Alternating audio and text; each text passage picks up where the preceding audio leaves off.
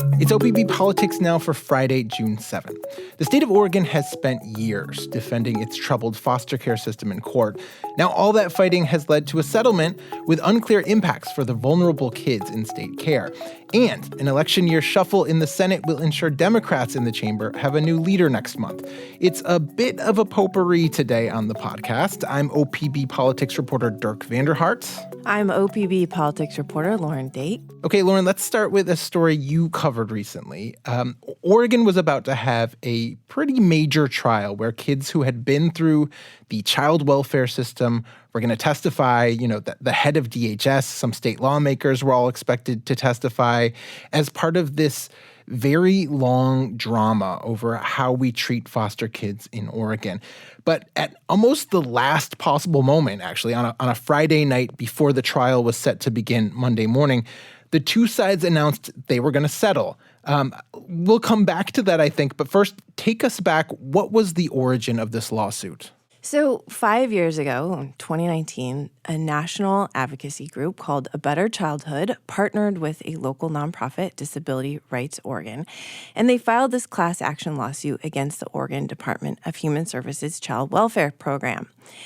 And maybe I should step back a little bit more here. It really started long before that because we have known for a long time that the state does not do a good job taking care of the kids who are placed in its care. There are high rates of abuse for kids in foster care in this state. The kids are frequently bounced around to dozens of different placements and homes within a year.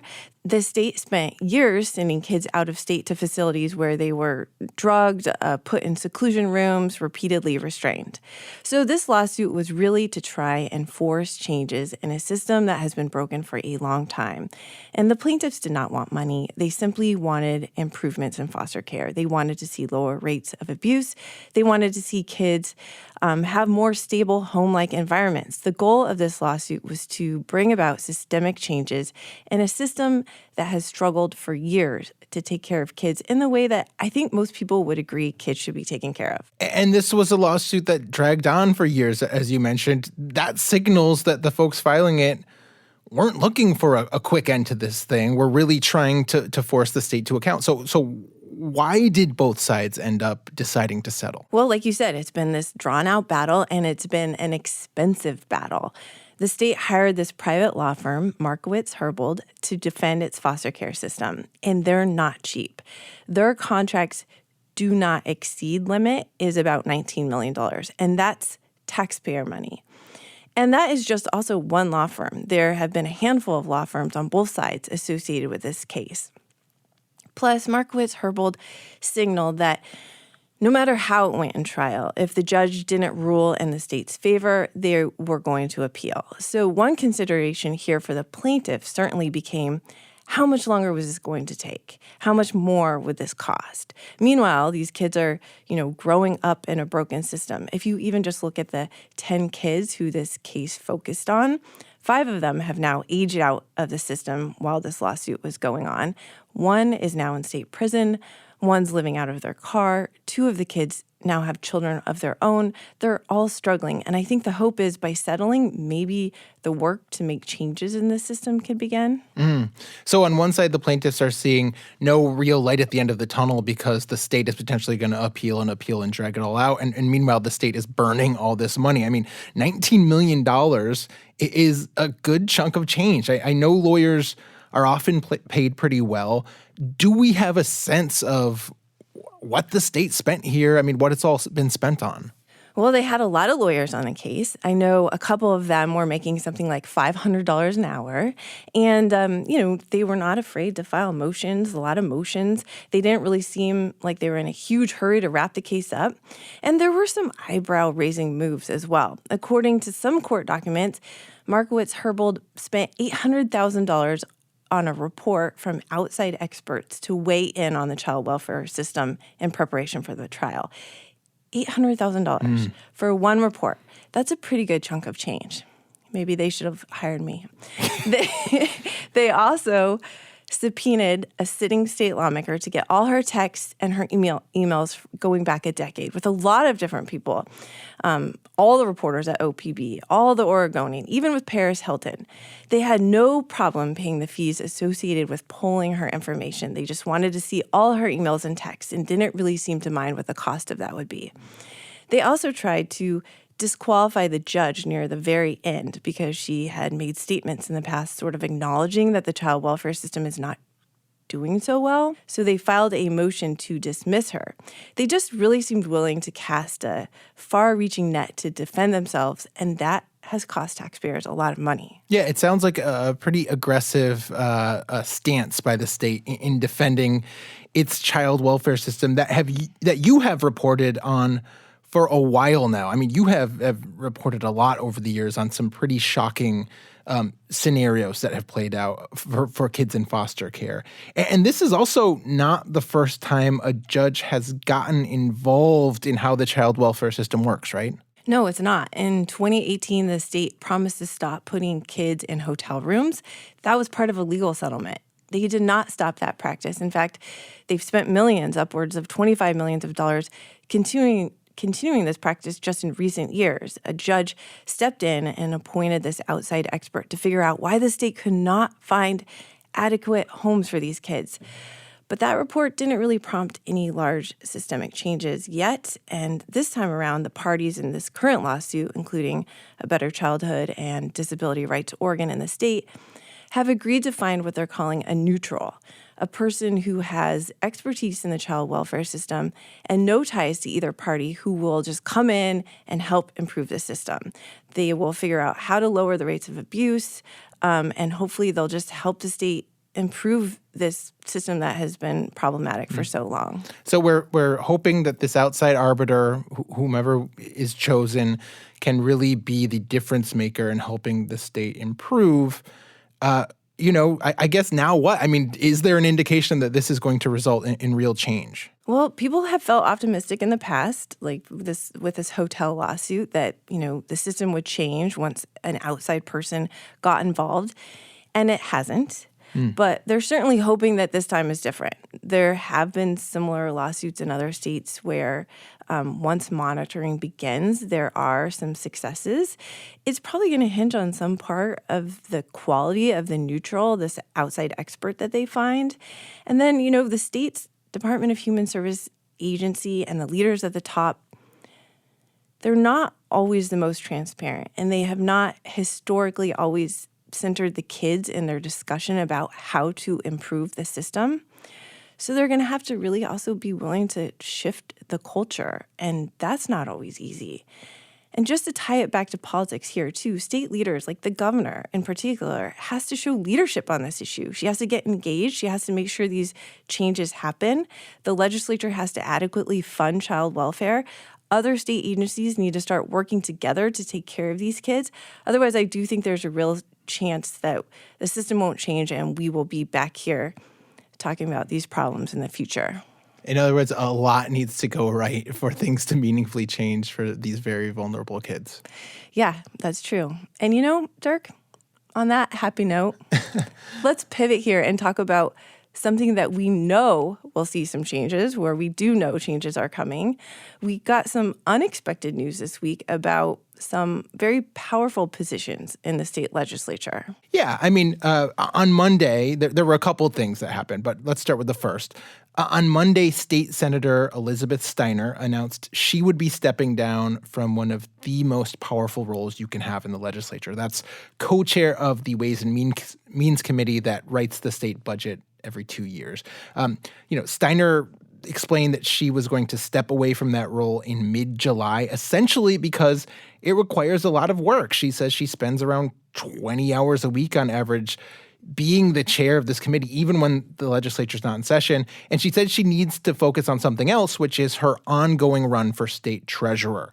Following the primary, she is up against Republican fellow state senator Brian Boquist for that job in November. So here's a little bit of how she explained her decision to me. I don't have many hours right now to devote to this properly. And so it's important that the person who's doing this can truly focus on it, as opposed to being distracted by running a statewide race, which is going to require a lot of travel and time on my part.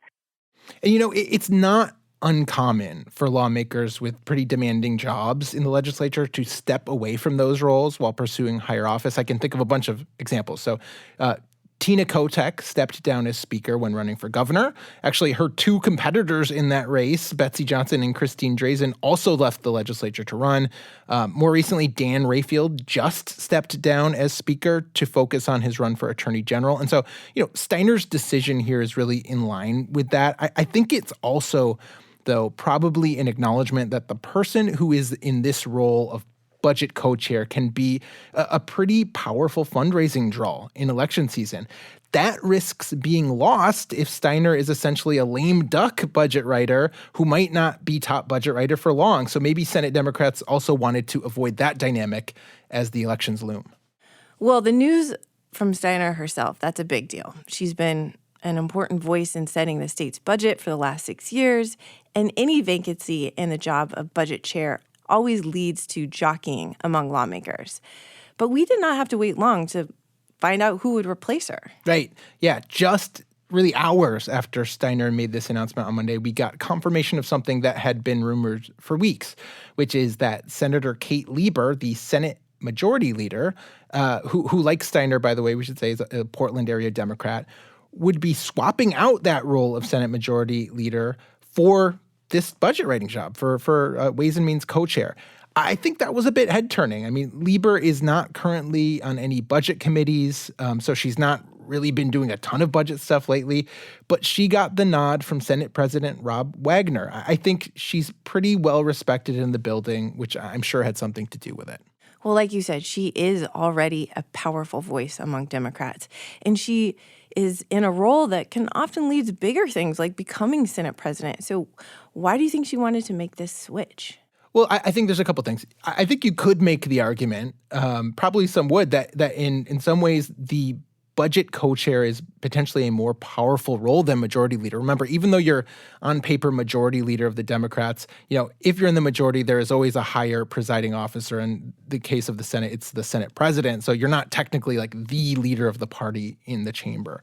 But Lieber says, also, she's just always been focused on the budget, has wanted to tackle the budget. In fact, when she came to the legislature in 2021, she asked for and was given the role of chairing a pretty influential budget subcommittee on human services, and in very short order helped pass a pretty large spending package to boost funding to mental health care in the state. So she says, when she ran for majority leader and got it, that by necessity of the job of majority leader took budget away, but she always kind of wanted to get back to it. Here's a little bit of how she put it. I sort of had to give that gavel up when I got elected majority leader. So budget's sort of always been my, one of the ways that I really wanted to dig into the legislature. So I don't feel like it's out of left field or anything. Lieber points out also that she's not been completely divorced from budget stuff in her role. In fact, you will remember, Lauren, she had a very prominent role leading this process this year that wound up repealing Oregon's drug decriminalization law. As part of that, actually, there was a $200 million spending package meant to sort of help those changes go into effect, and Lieber had a role in crafting those. So she says she has been engaged. She's ready to hit the ground running. She also had a really eventful time while she served as leader. She was one of the key Democrats trying to negotiate with Republicans when they walked away for 6 weeks in 2023. Did you get any sense when you talked to her that came into play at all? No, I know she wasn't having the best time of her life during those 6 weeks in 2023. She didn't say anything to me that, that walkout broke me and I'm looking for another job or anything like that. I actually do, though, think that whole process might potentially have helped here. I mean, maybe it gave, and this is partly speculation, I'll just be frank with people, but Lieber got a track record throughout that process of intensively negotiating with Republicans that I think is maybe going to give her some credibility in this role. You do not hear Lieber among the names of Democrats who are often sort of castigated or belittled or criticized by Republicans. I think she's fairly well respected in the building. So probably that process didn't hurt in this decision. What have you been able to find out about who might be on deck to replace Lieber? Yeah, we're hearing a number of names right now. One is State Senator Janine Solman. She's a Democrat from Hillsborough who served in the House before being appointed to a Senate seat that she now holds in 2022. Another is State Senator Kathleen Taylor of Portland, who has been around for almost a decade. She first served in the House before moving to the Senate. And one other name I've heard thrown out there is Senator James Manning of Eugene. He's the Senate President pro tem who recently lost out on a bid to get the Democratic nomination for Secretary of State. People have suggested since he's already, in leadership, maybe he would like to be majority leader. We don't know at this point when Senate Dems plan to meet to elect a new leader. But remember, the whole Lieber-Steiner switch that we talked about is happening July 15th. Presumably, they'll get it done this month, and we'll learn more soon. And whoever they pick, it will be just one of many new people in caucus leadership positions because there has been a lot of shuffling recently. We have a really new crop of caucus leaders in the legislature right now, as someone pointed out to me the other day. Once this change goes into effect and Senate Democrats have a new leader, the most seasoned leader in either chamber will be House Minority Leader Jeff Helfrich, who's only had his job since September, which is not that long, but then House Majority Leader Ben Bowman, Senate Minority Leader Daniel Bonham, both got their jobs after that. So when this happens, we will have a very, very new crop of caucus leaders. That's kind of interesting because we also have an election coming up. Yes, and whoever wins will have a test this November because they will be crucial in helping their parties in the election. Let's leave it there for today. Dirk, thank you for joining me. It is always a pleasure, Lauren. This episode of OPB Politics Now was produced by Andrew Thien, with audio engineering from Nalene Silva. Our music comes from Audio Network. We will be back next week with more political news from across the Pacific Northwest. Until then, you can find all of OPB's reporting at opb.org. Thank you for your support, and thank you for listening.